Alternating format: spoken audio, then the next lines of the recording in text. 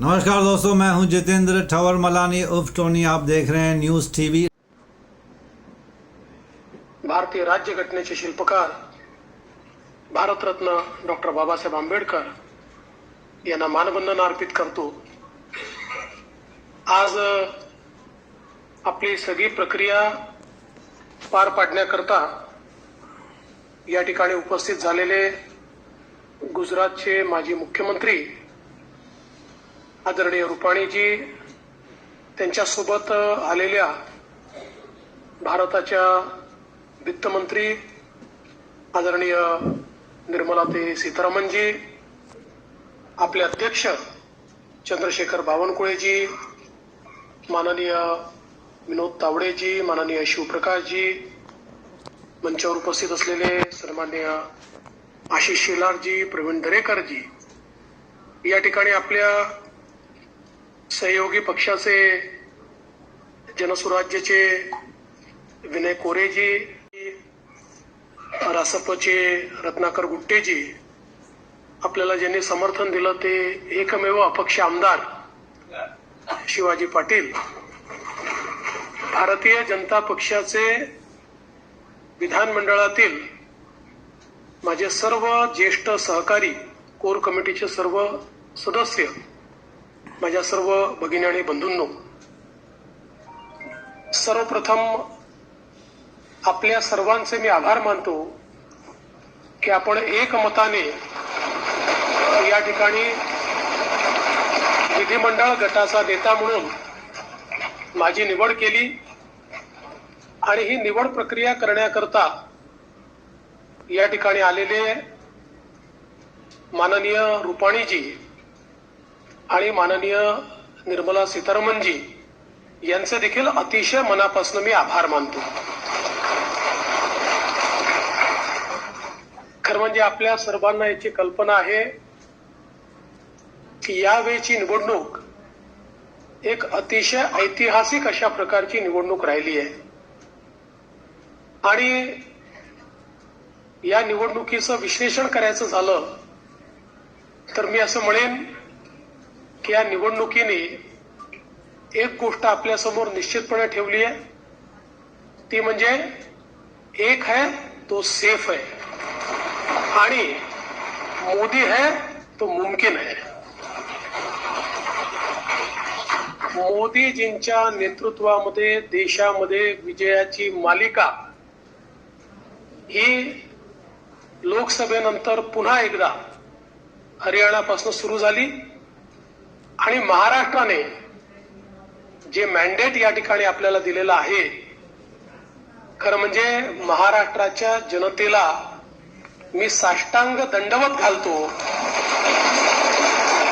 अशा प्रकारचं मॅन्डेट महाराष्ट्राच्या जनतेने आपल्याला दिलेलं आहे।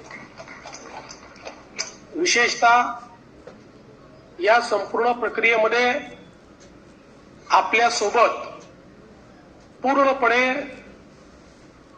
तन मनाने या ठिकाणी असलेले महाराष्ट्राचे मुख्यमंत्री माननीय एकनाथराव शिंदेजी आणि महाराष्ट्राचे उपमुख्यमंत्री सन्माननीय अजितदादा पवारजी यांचे देखील मी अतिशय मनापासून आभार मानतो आणि तद्वतच आमचे आरपीआयचे नेते रामदास आठवलेजी आणि आमच्या सगळ्या मित्रपक्षांचे देखील मनापासून आभार मानतो।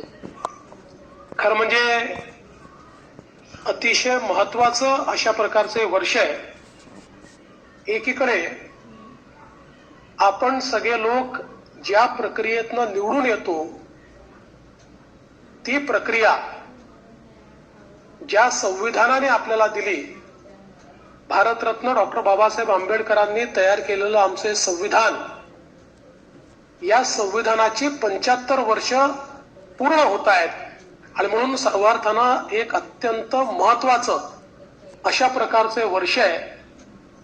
कारण आपल्याला कल्पना आहे की देशाचे प्रधानमंत्री माननीय मोदीजी हे देखील नेहमी सांगतात की कुठल्याही ग्रंथापेक्षा, धर्मग्रंथापेक्षा माझ्याकरता भारताचं संविधान सगळ्यात महत्वाचं आहे आणि एक असं संविधान की ज्या संविधानाने प्रत्येक भारतीयाला जगण्याचा, मोठं होण्याचा, समृद्ध होण्याचा अधिकार दिला आणि भारताला जगातले एक उत्तम राष्ट्र म्हणून प्रस्थापित करण्याचं काम केलं. अशा या संविधानाच्या 75 वर्ष पूर्ण होणाऱ्या अमृत महोत्सवी वर्षात पुन्हा एकदा या ठिकाणी आपण सरकार स्थापन करतोय. दुसरं, आपल्या सर्वांना कल्पना आहे की ज्यांनी समस्त हिंदुस्थानामध्ये मोगली आक्रमणानंतर आमची श्रद्धास्थानं जी उद्ध्वस्त झाली होती त्या सर्व श्रद्धास्थानांचं पुनरुज्जीवन केलं. त्या राजमाता अहिल्यादेवी होळकर यांचंही 300व जयंती वर्ष हेच आहे. त्यामुळे मला असं वाटतं की ही देखील एक अत्यंत महत्वाची गोष्ट आहे. त्याचसोबत ज्यांनी इंग्रजांच्या विरुद्ध जल, जमीन आणि जंगल वाचवण्याचा लढा उभारला आणि खऱ्या अर्थानं इंग्रजांना सळो की पळो करून सोडलं, ते भगवान बिरसा मुंडा यांची ही 125वी जयंतीचं हे वर्ष या ठिकाणी आपण साजरं करतोय. आणि अर्थातच आपल्या सर्वांचे लाडके नेते ज्यांनी नवभारताची संकल्पना मांडली, ज्याची मुहूर्तमेढ केली, आज मोदीजींच्या नेतृत्वात जो नवभारत तयार होतोय